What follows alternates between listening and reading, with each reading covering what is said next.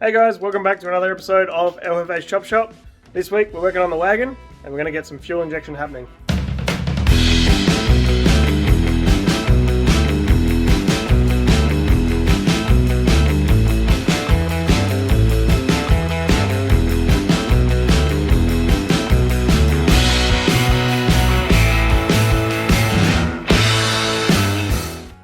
Alright, it's a new day. I don't know what I got to yesterday, but I got the carbies all sealed up. I'm going to get these plates on the top remade, so I'm going to take one of those off, get them remade. A friend of mine, Aaron, he made the headers for the Stout and the ones I was trying to fit in the K25 that are huge. The fabrication god himself, he works for a laser cutting company, so he's going to remake those for me. And then I also got the injection manifold on, and I'm going to get him to laser cut me a flange for here as well. And then I spoke to Chorney, who's going to do the manifolds, so he wants to do that just after Christmas. So hopefully by the time you're seeing this, this wagon is at his shop basically. It's currently the 2nd of December, just for some reference. And then I've got a mate, Aiden, he's making me a adapter for the crank, which is going to step out off the crank and give me some trigger wheels. So I don't know how the fan's going to clear with that guy, but it should be okay. And then I remembered today, so I pulled apart the other Dizzy, and I have that ready to go for a trigger system as well. But I may take the fuel pump off and use the trigger off the cam in there. Not 100% sure yet. Got the bulkhead plug for the firewall organised. I've got all the parts organised. Gav's on top of that. Garage 7, hit him up. So all the stuff's coming for the engine to be bolted in, ECU, the whole lot, all the wiring stuff. So I've just got to sort out a trigger system, either the Dizzy or the fuel, and then a mount for the crank one, obviously. So then I'm going to take the fuel tank out either today or tomorrow, and then I'm going to take the panels off tonight, and they're going to get rust repaired probably tomorrow, and they'll be hopefully back by Christmas as well. So hopefully by the time you're seeing this, I'll have all the panels back, rust repaired. I'll have a fuel tank in, probably a new exhaust. That might have to wait until I have a bit more thumb. And then hopefully have a wiring loom underway and maybe have Chorney have finished the intake. So we'll be getting really close hopefully in about a month's time. So what I'm going to do now is just jump in, take the bumper off, the guards off, wait till M comes home and take the bonnet off. Then I'm going to dig out the other bonnets I've got and the other tailgate that I've got. So I'm going to get all those panels ready for the rust repair guy. And then I also need to chuck on the other doors and make sure they fit pretty well with the guards before I do anything too serious with the guards. So, bit of a mission, but I'm going to do most of it off camera and just update you like I did last week, and we'll see how far we get. Alright, so I got the front end apart, got the bumper and stuff off here, got the 2 guards there to go get repaired. One of them is crying. And then got the engine bay all stripped, obviously, and the car's looking pretty bare. I'm going to have to wait for M to come back to get the bonnet off because I can't do that with my thumb. And then I also have to put the doors, the other doors I've got, put those on and then put the guards back on and take a template of the edge of the door where the guard meets up, because the bloke that was doing the rust repairs wanted to put the new doors on and get this bottom section right because the guards are pretty rusty in those spots down the bottom here. So I'm going to do that template. I just pulled the fuel tank out, so I'm going to measure up for a new one. See if I can find something out of a stock car that fits, and then have to dig some bonnets out from the garden shed out the back and the other tailgate out of the white box, and then load it all into the Subaru, and then hopefully maybe tomorrow I can do that template and take the whole lot to go get repaired. Alright, so it's been 3 weeks since I filmed anything. A lot of stuff has happened. My thumb's still not healed. It's been nearly 5 weeks and I got told another month at the start of this week, so we'll see how that goes. I have been working on the wagon though, so things have escalated. I was going to put a link on it anyway, but it's got a bit more spicy. So we've got the carbs that I pulled apart in the last episode. I got some laser cut plates for the top, so they replace these plastic caps. Makes it look a bit more period correct if I get these sandblaster or something, so they look a bit more cast aluminium. So they're on there. I have removed these guys, which are the little plunger things that used to go in and out of there. I may put these back in or glue them in or something, I haven't decided yet. But for now, that's where we're at with those. So I did get a flange laser cut also, so this goes straight on the end of the fuel injection stuff, and then Mr. Chorney will use this for the intake manifold, so the 90 degrees off to the carbs. So thank you, Aaron, for making these. He also has a thumb injury, so I hope he gets better soon. Alright, next thing. So I made a small fuel pump block off. So this is just really thick aluminium. That's all I had, but it'll work fine. Need to get some countersunk bolts for that, and then that can go on there, and delete the fuel pump, which is on the side of the engine here. So get rid of this guy. Then we've got a link monsoon and all the related sensors, which I'll go into in a second. So then coming down to this little pile of stuff, I made this little guy, which is going to just be a linkage. So what my plan is, so because we're running electric fuel injection, the car needs to know where the throttle is, so the TPS sensor is needed to be incorporated. So what I'm going to do is delete this little secondaries that used to slide like this, and it used to pull on these little guys here, the little choke guys, which use the those slides. So none of that's going to be working anymore, obviously, but this can also just spin rather than slide.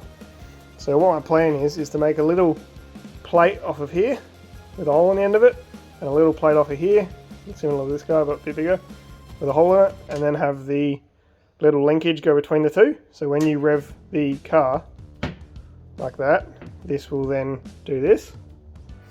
And then I've made this, which is, I only need the end 20mm.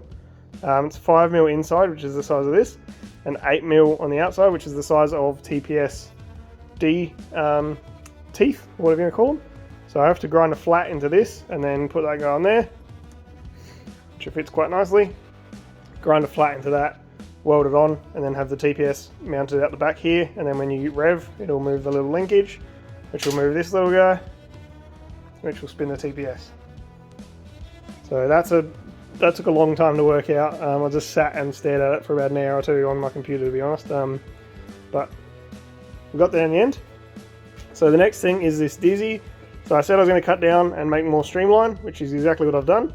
Cut all of the guts out of here as well, so this is all I've got.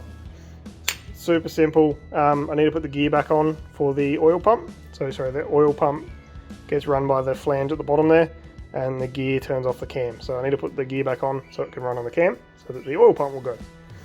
So with this, I need to add a tooth. So we just want a single tooth.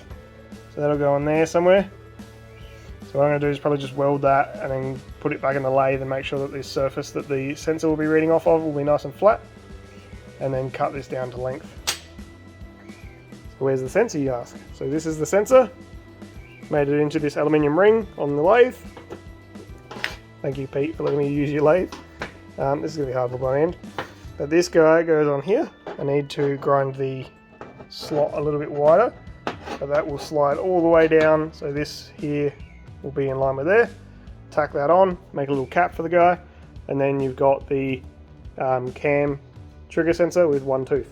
Alright, so that's the TPS and the cam trigger out the way. So what about the crank trigger? So I got this guy made, thank you Aiden. And that is a 12 minus 1 tooth, so there's only 11 teeth. And this guy bolts on the front of the crank, right down in here, which currently interferes with the fan, but we're going to be putting an electric fan on and a different radiator. So that goes right down in there, and then I'll have to run a bracket off of the timing cover out a bit and then have a sensor in that. So we're getting there, but that's the crank trigger, and then the cam trigger will replace this guy. Fuel pump deleted.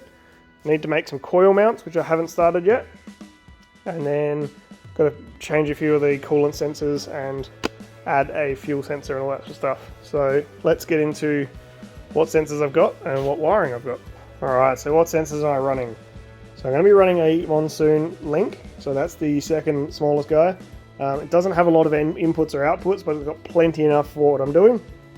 So got the Monsoon, got an intake air temp, so that's going to have to get mounted to these guys somehow or somewhere.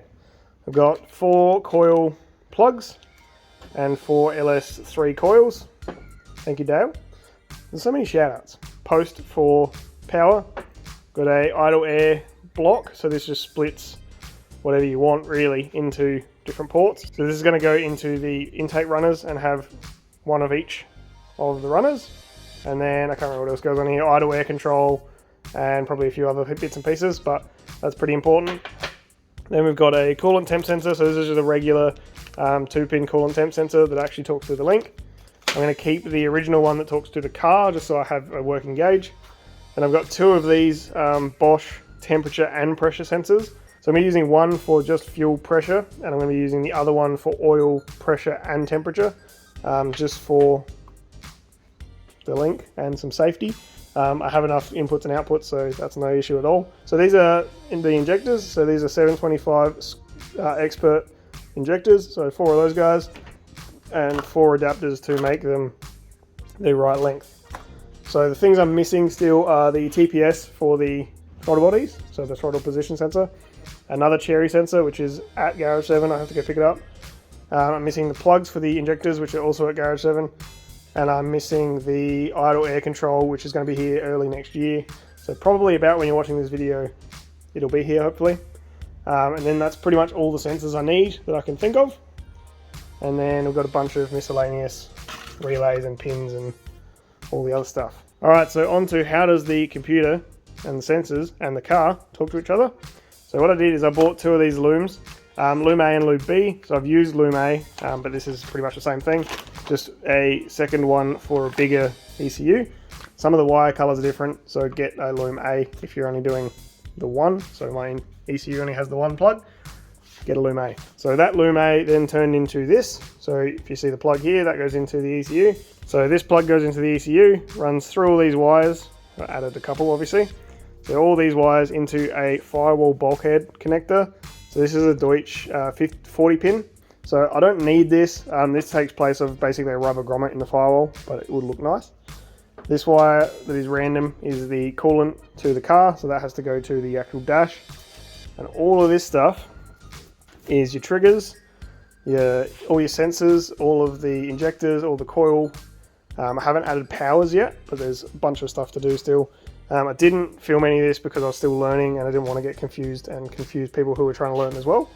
But I will be doing another one for MCOR shortly, so then we can go through it in a bit more detail. But basically all this does is go from one plug to another plug. So I've teed off a few things that we don't need in the engine bay. They are the main power. We've got CAN high and low, which needs to go to the O2 sensor, which is another sensor that I didn't put in there. It's inside. Then we've got digital inputs and outputs, which I'm not going to reuse many of those for anything. I am using 2 for valet and security, but I'm not going to go into detail for obvious reasons. And then we've got the AUX. So these are your 12-volt switches to go to relays. So fuel pump, fan, and then I've teed one into the original plug. And that guy there is for the IAC, or the idle air control. So that's basic. I need to do relays and I need to add power into this guy. But it's all sort of there, it's all sort of mapped out. Wrapped my head around it. Took a couple days, but got there in the end. So moving on to this loom over here. Alright, so this loom is the firewall side of the engine loom. So this is the part you're going to see. So what we've got is a 2-halved plug, and it's going to be mounted vertically. So the plan is to have the bottom side go to the driver's side of the car, where the dizzy was, where the coils will be, where all the sensors will be. So all of this stuff is going to have to run down the driver's side of the engine. So we've got the 2 crank and cam triggers. We've got the 4 coil triggers. We've got powers for the coils and we've got powers for the triggers. And then we've got the oil pressure, temperature switch sensor, and probably a few other things that I've forgotten, but that's the main chunk of that side. And then the other side, we've got 2 powers for the injectors and for the IACV. We've got the IACV trigger. Then we've got a bunch of stuff in here. So we've got the fuel pressure sensor in here. We've got the TPS sensor in here. We've got the intake air temp sensor in here. We've got the 2 coolant sensors, so one for the car and one for the ECU, both in here as well, and all the injector stuff. So there's a fair bit in there. A lot of it doesn't require power, which is convenient, but I do have a couple powers there anyway. So this stuff we're probably going to get set to the side for quite a while. The car's going to get the intake manifold made up in a couple of days, hopefully. So that's basically as far as I can get with the car until I get it back and can pull the engine out, do the clutch and a few other bits and pieces, reseal the engine, new water pump, all that sort of stuff. So I wanted to cut a hole in the firewall, obviously, so that's going to replace this guy here. So that I filled in many years ago, and you can actually see sunlight through it, which is not great because it has been painted. So I'm going to cut that out and put the firewall plug there, and then one loom will come straight and go along here, and the other one will go around the back here and down this side, replacing this guy here.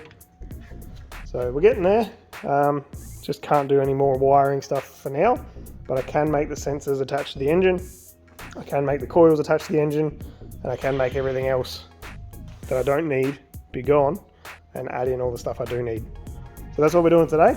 So we're going to rip the fuel pump off, rip the dizzy out, rip the radiator out, take the fan off, chuck on the cam tooth wheel. We're going to put on the fuel pump delete, we're going to put in the dizzy delete, shall we call it, and then we're going to try and work out where I can mount the coils. So then tomorrow I can go and get some more time on the lathe and make up some little spaces and make the coils mount to the engine. So let's get into that. I'm going to rip this apart and I'll catch you up when I've done it. Alright, so I got the engine torn down a bit here.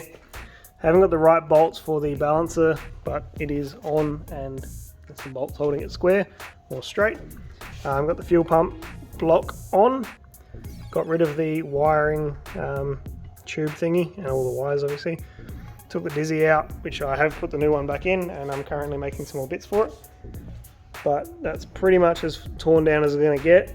When I get it back, I'll probably pull this off, or I may pull this off before it goes actually, and then fix the sensors and stuff, and then also the water pump needs to be replaced. But that's pretty much as torn down as it's going to get. I've got a new radiator coming, I've got a fan coming, and a bunch of other stuff. So coming over to what I've been working on, I've filed the dizzy slightly so that that sensor slips down a bit deeper. As you can see, the nut fits in there quite nicely now. So that works quite well as a locking for the nut as well. And also it keeps the two housings square to each other. Not that it matters too much just yet because they're going to get welded, but it's just a good little extra thing that it does, I guess. And then I'm currently welding the keyway onto the dizzy center. I'm going to cut this back and then grind the two sides flat, and then I'll chuck it back in the lathe probably tomorrow and actually just face this so it's nice and square, and then it should be good to pick up on the end of the sensor here. So then another thing I need to look at today is the coil mounts, and then also the two little arms for this guy and the little linkage. So just keep tinkering and I'll update you when I've got something good. Alright, just working on another very fiddly job. So this is the rod that used to activate the secondaries. So I've cut that in half, added this little tab that has a bolt hole in it, and then on the joiner between two of the throttle bodies, I've added a plate onto that as well. Just welded that on just a second ago. I'm going to have to smooth them off obviously and round some corners, but the idea is that this piece slides into here and will obviously locate on the other throttle body, and then the little linkage that I made goes in there and then into that other little tab, and then when you rev it, basically all you're doing is that, which will rotate this pin, and then you put the TPS on the end and it will rotate the TPS. So just going to wait for this to cool down and I'll round some corners and then put it back together and bolt it up and see if it actually works. Alright, so I've just finished up the little dizzy tooth.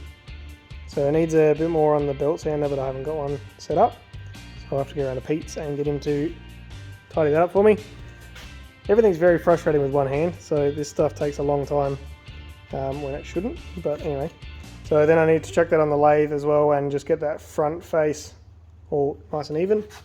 And then if we put it into the distributor, it's very hot, but you can see how that would kind of work with the tooth. So as it comes around, gets nice and close, and then it goes away again. So pretty simple little thing. So I need to finish this up at Pete's house tomorrow. Chuck that over there with my keys, and then I have also welded these two little plates on.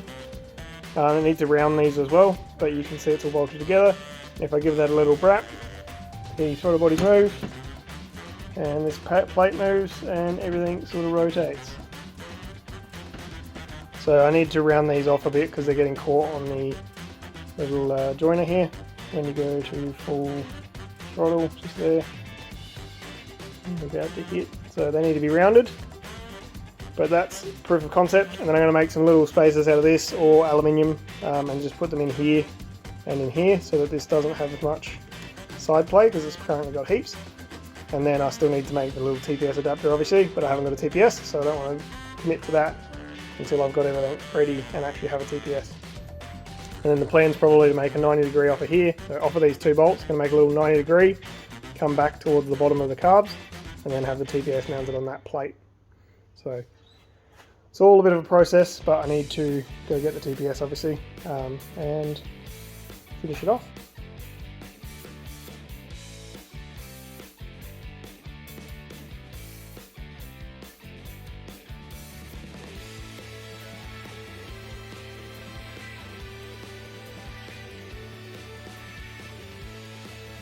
Alright, so just got home from Pete's.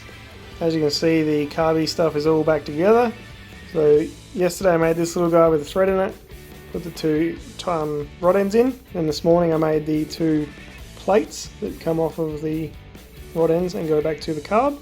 And then just then the first thing you saw me make was these two little spacers which stop the end float and stop this guy wandering all over the shop, because obviously there's nothing here, that whole thing can slide either way. So just put those on there so it doesn't slide around, but now you can see that this actually works quite smoothly, and then the end of the carbs also rotates nice and smoothly. So if I push this over the side of the bench here, you can see it goes all the way down.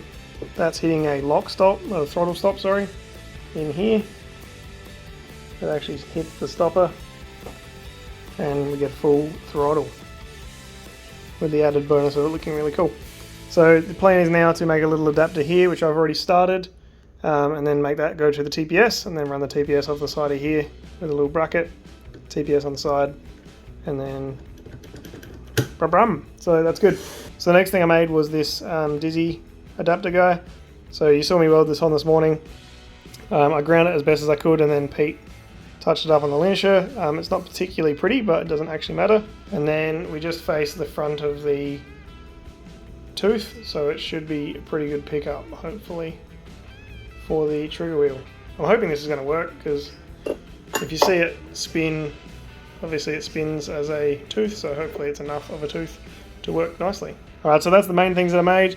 This guy, those two little spacers, and then I also started making the coil spacers. So I've made two of them. They need a bit of a touch up, but I'm going to make two more tomorrow. So we'll catch you up when I do that.